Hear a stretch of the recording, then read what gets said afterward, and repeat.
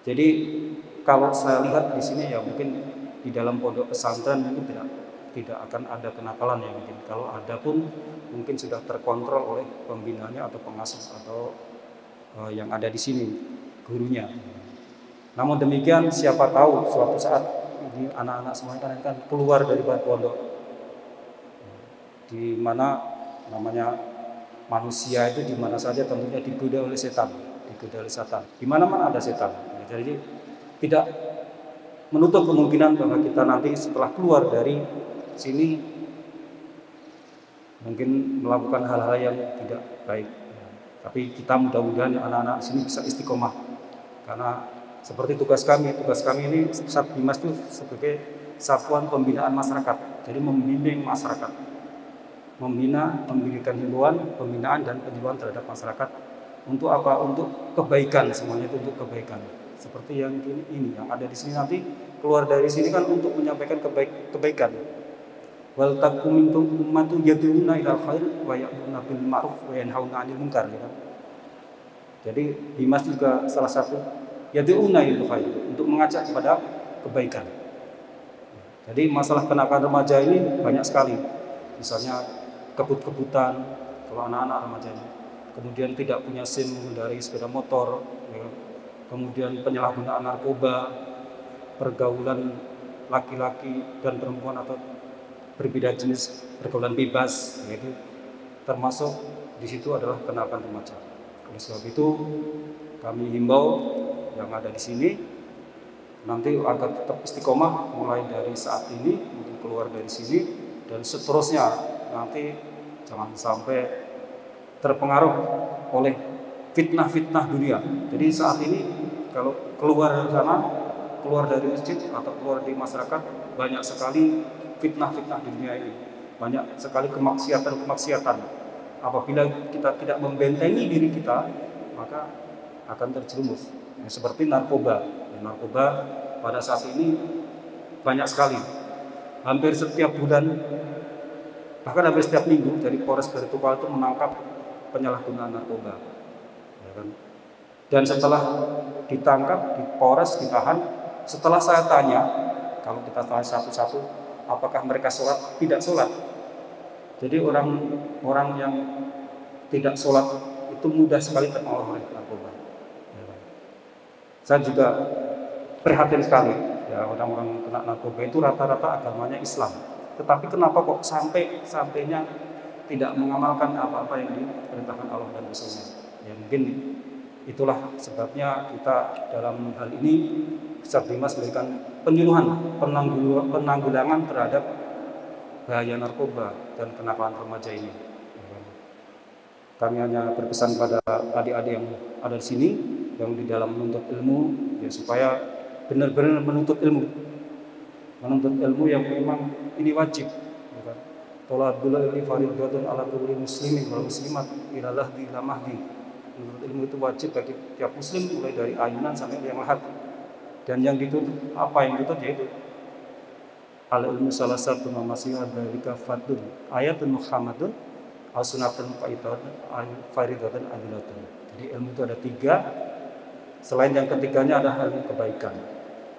Yang 3 itu apa yang selainnya itu? Yaitu ayat dan Muhammadun, ayat-ayat yang menghukumi yaitu Al-Quran, sunatun qaimatun, sunnah yang tegak, dan faridatun adilatun, yaitu ilmu faraid atau ilmu waris yang adil.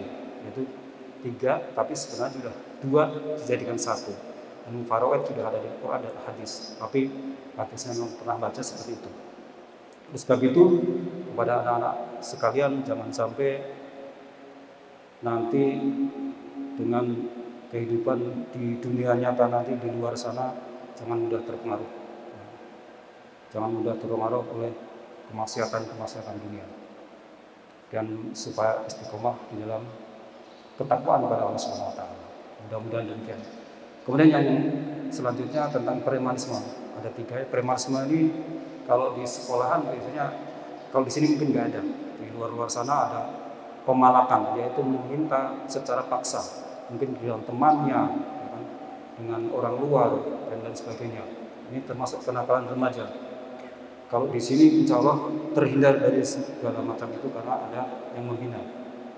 Tapi nanti setelah di luar sana, apabila adik-adik menemukan atau didolimi seseorang, ya kan misalnya dipaksa minta sesuatu, kita dipaksa, ya supaya segera melapor kepada polisi terdekat, mungkin Babin Kaptipmas, mungkin polsek terdekat dan lain sebagainya. Jadi jangan sampai segan-segan.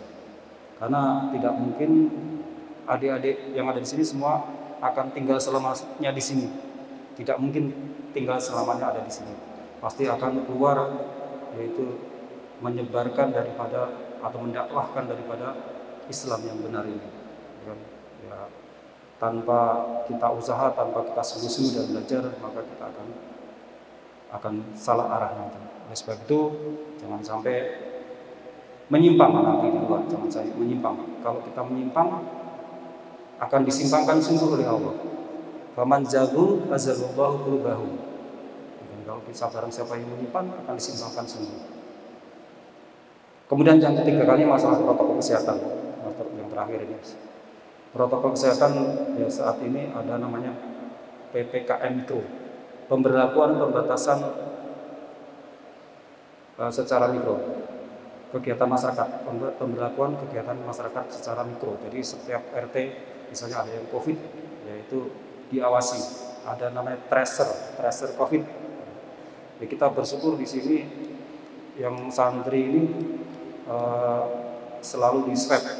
Jadi kalau hasilnya negatif semua, insya Allah yang ada di sini depan negatif semua, akhirnya bisa seperti dulu, bisa bersyukur, bisa sholat berjamaah dengan merapatkan. Itu karena sunnahnya harus rapat, ya kan, sunnah yang banyak pahala, tidak berpisah-pisah.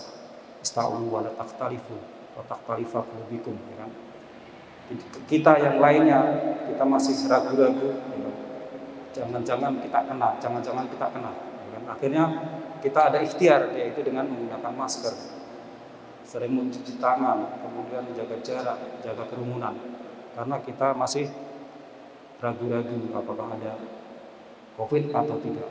Tapi kadang-kala saya sampaikan, ada juga orang yang sudah menggunakan masker, sudah minum vitamin, makan yang enak, tetapi tetap kena.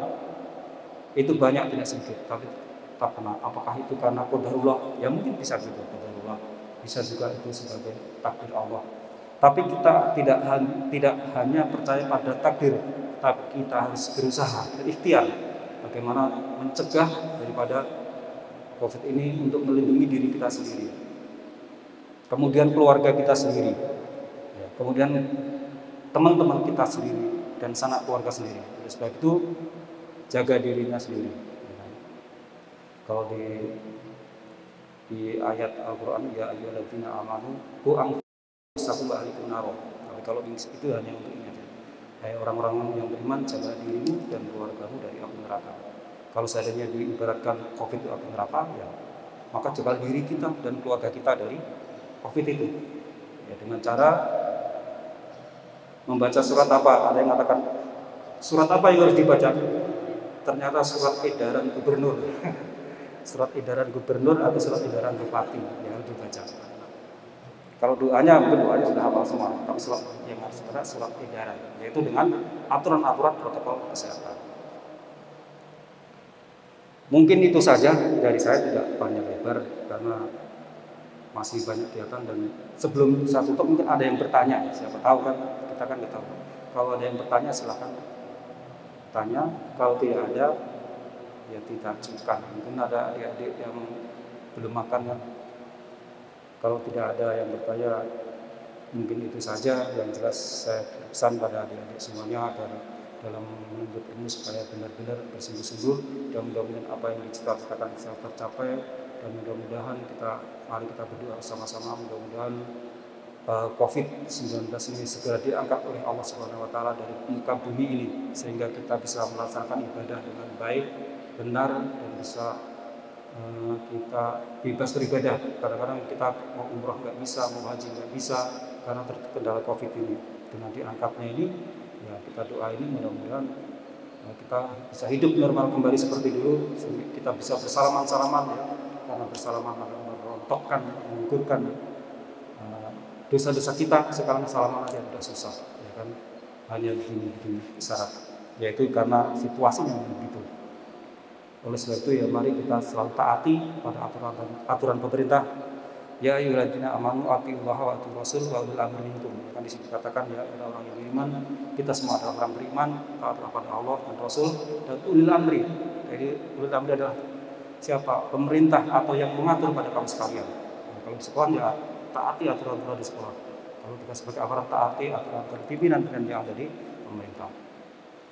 Mungkin itu saja. Atul kalam bila taufiq wal hidayah. Assalamualaikum warahmatullahi wabarakatuh.